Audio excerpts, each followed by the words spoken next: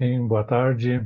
É uma alegria, satisfação poder compartilhar com vocês da Fraternidade Teológica Latino-Americana algumas poucas reflexões bíblicas.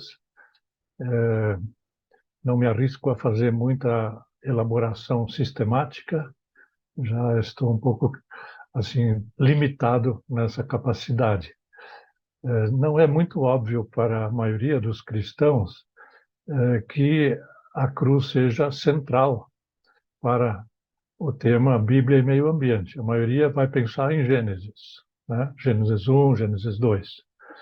Vou tentar elaborar, então, 7 pontos dessa perspectiva bíblica e depois estou aberto, claro, para compartilhar. 7 pontos não significam perfeição, mas apenas os esboços que eu fiz. Então, primeiro, uma pequena observação que passa desapercebida muitas vezes quando lemos os evangelhos, quando lá em Marcos 1:13, Jesus está no deserto vencendo a tentação, diz que ele estava com as feras e os animais, no caso as feras, animais silvestres, e os anjos o serviam. Então, ao mesmo tempo, Jesus estava em harmonia com a natureza e em harmonia com Deus. É muito interessante esse aspecto. E a gente deve se perguntar, será que isso não poderia funcionar também para nós, para os cristãos? Será que o perdão de pecados não nos coloca imediatamente também em harmonia com a natureza, com a criação? Essa nova vida que gera paz e convivência fraterna também não se estende até a natureza? Aí, no segundo aspecto, eu já constato um problema teológico. Sempre nós tivemos nos estudos teológicos e também na proclamação cristã a afirmação de que Deus é Pai Criador e mantenedor. E sempre também teve exemplos de pessoas cristãs defendendo a criação. Por exemplo, a Ordem dos Cistercienses, lá no século XI, XII, Francisco de Assis, o mesmo Lutero e Melanchthon, que foram inspiradores do primeiro Código Florestal, 1543, de que se tem notícia na Europa. Então, apesar disso, apesar de que a tradição cristã sempre manteve essa opinião, essa defesa do meio ambiente, ou pelo menos dizer que Deus é Pai e mantenedor, Pai Criador e mantenedor, apesar disso, o nosso planeta está sendo e já foi em boa parte destruído. Eu não preciso aqui entrar em muitos detalhes, né, na questão da perda de biodiversidade, a contaminação, a poluição e o caos climático. Na verdade, hoje, nossa civilização está em guerra contra a flora e a fauna. E a maioria das igrejas não reage. Então, nós temos que entender por que essa passividade. Ou será que nós erramos na compreensão dos textos bíblicos, principalmente do Gênesis, e nós precisamos de uma releitura?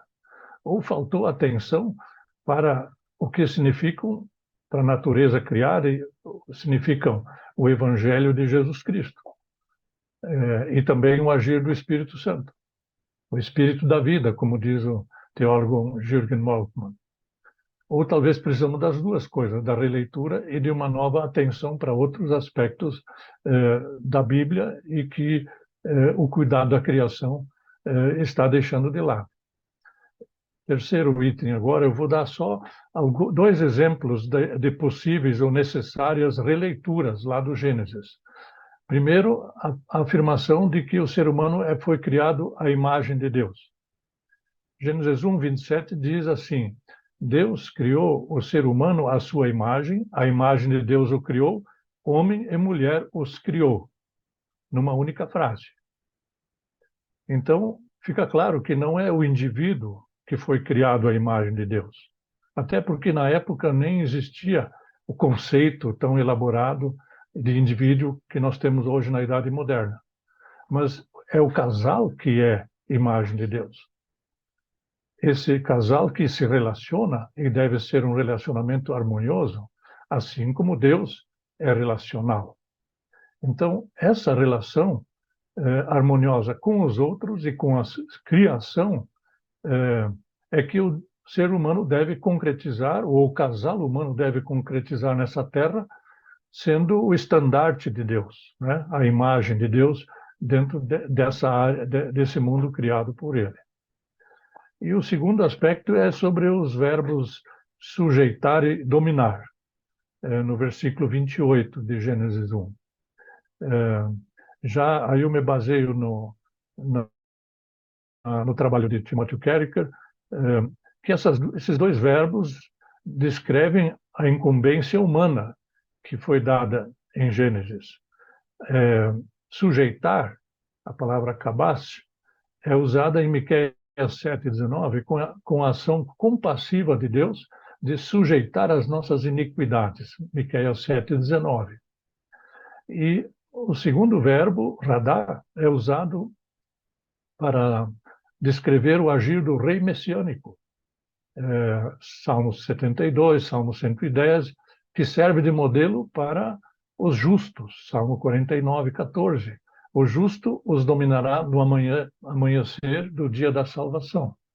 Então, não se trata de termos violentos, de subjugação autoritária, mas sim de ordenação ou ordenamento redentor. Essa é a incumbência, e não a dominação assim radical, destrutiva.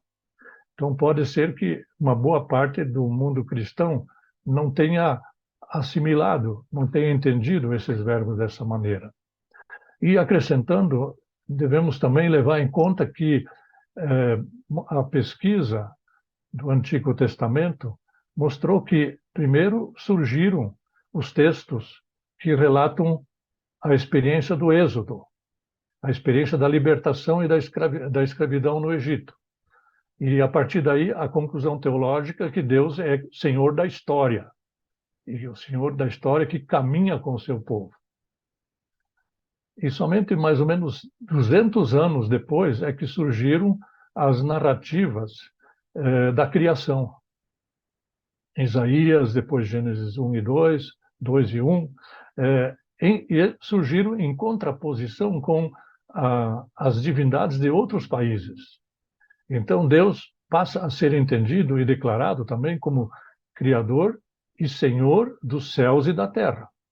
Ele fez tudo simplesmente pela sua palavra-ação. Então, teologicamente, nós temos que sempre partir do seguinte: primeiro aconteceu a experiência da libertação. Para nós, por exemplo, a salvação em Jesus. E ela se torna central e fundante para tudo. Quarto, no movimento Renovar Nosso Mundo, do qual também participam o Sidney, a Jochebed e tal, aqui no Brasil, nós definimos dois eixos teológicos para motivar igrejas a se engajarem. E essa é a nossa luta constante, e como mobilizar e como fazer as igrejas entenderem que cuidado da criação ou agir junto com a criação é essencial para o ser igreja. Primeiro, a centralidade da cruz de Jesus Cristo, e o segundo, o reencantamento com a criação. Eu vou aqui só relatar um pouco a nossa reflexão em torno desse primeiro eixo da centralidade da cruz. Colossenses 1,19 diz assim: Deus achou por bem que em Jesus residisse toda a plenitude e que, havendo feito a paz pelo sangue da sua cruz, por meio dele reconciliasse consigo todas as coisas, quer sobre a terra, quer nos céus. Todas as coisas. E 2 Coríntios 5,19 diz: Deus estava em Cristo reconciliando consigo o mundo, e não levando em conta os pecados dos seres humanos e nos confiando a palavra da reconciliação. A cruz Portanto, é a base da reconciliação de todas as coisas, não só do ser humano. Quando Jesus diz consumado está, ele expressa a redenção do mundo todo, todas as coisas na terra e nos céus.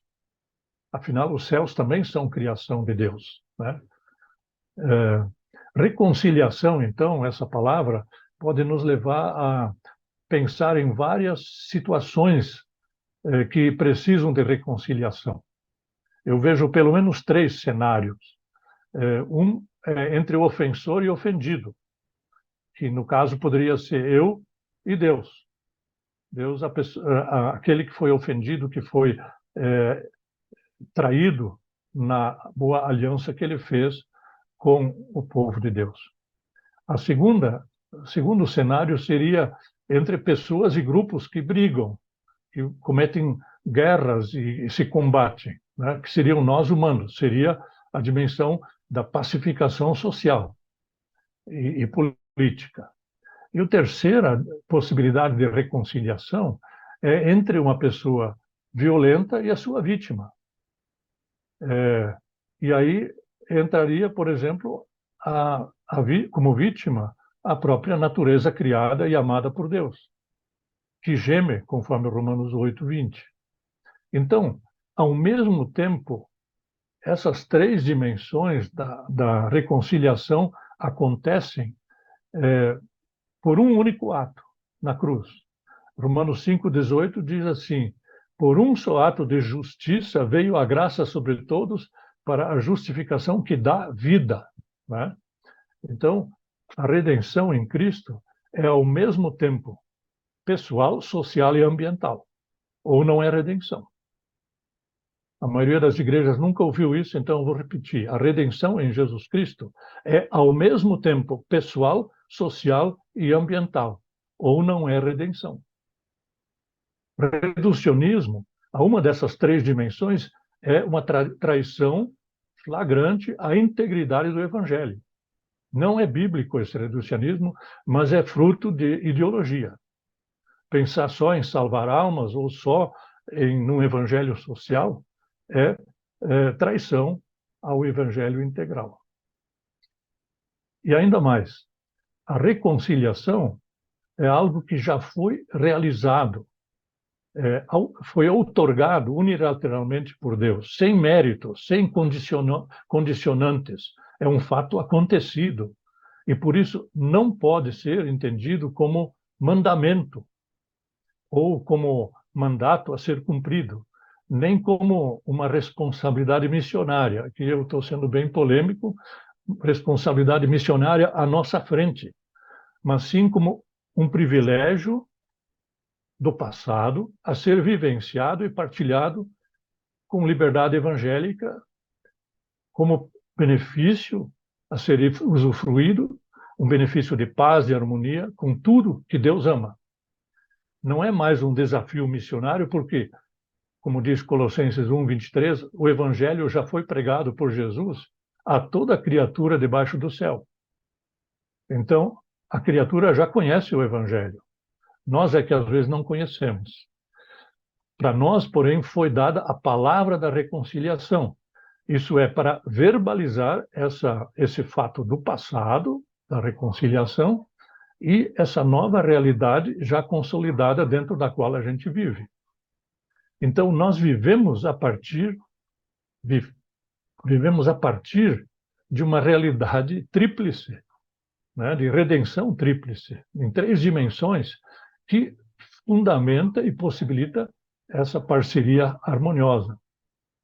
Ela nos torna sensíveis para o sofrimento do próximo e da criação, que são vítimas de sistemas de exploração e opressão. E toda pessoa que crê em Jesus Cristo é ecologista, ou é socioecológico. Afinal, Deus é o maior ecologista. Então, nós temos o privilégio e a alegria de amar tudo que Deus ama. Então, não se trata nem de um acréscimo, nem um pequeno departamento, aspecto secundário da vida cristã e da igreja, mas de algo inerente e central para a igreja.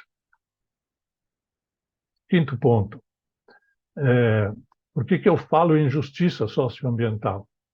É justamente por causa dessa solidariedade com as vítimas, desse sofrer junto, é mais apropriado falar de justiça socioambiental do que falar de cuidado da criação, ou mordomia da criação.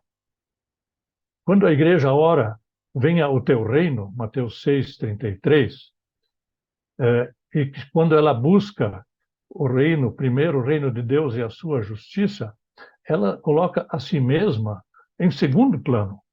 Mais importante é o reino. E ela é serva desse reino. Reino igualitário de justiça, paz e partilha.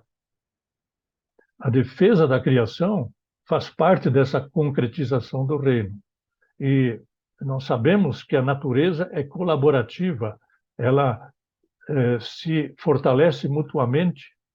Nós podemos aprender muito dos biomas, da resiliência, que é ao mesmo tempo frágil e ao mesmo tempo tem tenacidade, resistência. Então, se nós falamos de cuidar da criação, não nos colocando ao lado, junto da criação, aí nós corremos o risco de uma sensação ou de uma conotação de superioridade sobre a criação, de dominação. E isso é um antropocentrismo errado, né? Nós não sabemos, na verdade, nós não sabemos cuidar muito bem da natureza e nem de nós mesmos, né? Precisamos reconhecer que, se nós pararmos de interferir na natureza, ela provavelmente vai cuidar muito melhor de nós do que nós dela. Então, significa que nós temos que passar de um antropocentrismo distorcido para um ecocentrismo, claro que com a valorização também do ser humano, mas reconhecendo os direitos da natureza. Voz de vítima é voz verdadeira, assim como reconheceu o bom samaritano. Era a voz de Deus falando para ele naquela hora. E os religiosos é que passaram longe. Vida é um bem supremo e implica em fazer denúncia profética dos grandes pecadores ambientais. Se nós queremos defender a vida, nós precisamos também ter coragem de falar dos empreendimentos predatórios, empreendimentos humanos. E nós, então, não vamos fazer uma denúncia pensando na humanidade toda como culpada, porque a maioria da humanidade é vítima desses empreendimentos predatórios, junto com a criação. E, muitas vezes, a maioria da humanidade é seduzida por falsas promessas de prosperidade imediatista. Ou ela é alvo também de responsabilidade, de um apelo de responsabilidade ou sugestões de culpa, que são incabíveis. Vamos agir, sim, localmente, mas com ações de alcance global ou de perspectiva global e de transformação sistêmica. Não sei quanto tempo me resta, mas ainda tenho 2 pontos aqui. 2 minutitos. Quanto? 2 minutitos. 2 minutos? Então, é bem rápido. Eu tenho uma pequena observação em relação à palavra missão, apesar de ser um termo consolidado hoje, mas a Bíblia não usa a palavra missão, apesar de que existia na época. Nem os reformadores usaram. Só Inácio de Loyola que começou a usar. Por quê? Porque descreve uma expedição militar. E partir para a guerra não é boa notícia para ninguém, nem para quem vai, nem para quem fica. Boa notícia é quando acaba a guerra. Evangelho é quando acaba a guerra. Então, parece que os autores bíblicos tinham um receio em usar a palavra missão, e nós devíamos refletir se nós não estamos também tendo assim uma sensação de comandantes de uma expedição quando pensamos em missão, e também talvez seja esse um dos motivos pelo mal-entendido dos verbos sujeitar e dominar, né? Ao mesmo tempo, também, para a missão, nós não temos um imperativo. Aquele texto, Mateus 28, 19, ide fazer discípulos de todas as nações, na verdade ele tem dois erros de gramática. É um gerúndio participativo do pretérito, que significa depois de ir, tendo ido. Então a igreja já estava em movimento, os apóstolos estavam em movimento, não precisavam um imperativo para se movimentar. E depois de ir, então, tornem discípulas as nações. Essa é a tradução correta, objeto direto, para então ser sal e luz do país todo, da cidade, do bairro e da criação toda. Essa é a incumbência missionária, entre aspas. E, finalmente, no sétimo, bem breve também, existe uma confusão na tradução bíblica entre neos e kainós. Neos significa novo, 0 quilômetro, nunca havido, inédito. E quando a Bíblia traduz novos céus e nova terra, ou nova criação, nova aliança, usa outra palavra chamada kainós, que significa o mesmo, restaurado, renovado. Então, por causa desse equívoco, ainda temos muitas pessoas achando deixa a Amazônia queimar, ou esse mundo vai desaparecer no fogo mesmo, né? Quando é um equívoco. Eu termino, então, com 1 Pedro 3:13, agora com uma nova tradução. Nós, segundo a sua promessa, esperamos renovados céus e renovada terra, nos quais habita a justiça. Amém. Muito obrigado.